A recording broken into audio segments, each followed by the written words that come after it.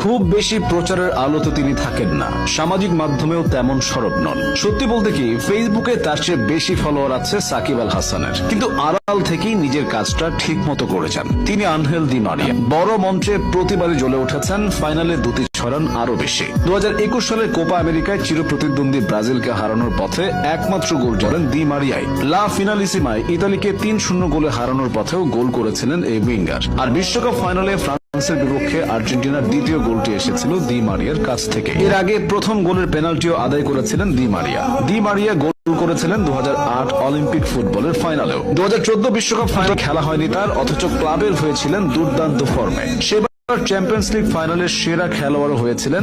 ফর্মের ঝলক ছিল বিশ্বকাপেও, কিন্তু হালকা চোটের সমস্যায় ভুগছিলেন বলে ফাইনালটা ডাগ আউটে বসে দেখতে হয়। এমনই খেলার মতো অবস্থায় ছিলেন না, খেলতে পারতেন, কিন্তু তখনকার তার ক্লাব রিয়াল মাদ্রিদের চাপে খেলতে পারেননি। আর্জেন্টিনা আজও বিশ্বাস করে দি মারিয়া সেই ফাইনাল খেললে জার্মানির হাতে শিরোপা উঠত না। 2014 বিশ্বকাপের ফাইনালটা নিয়ে কত আক্ষেপ যে করেছেন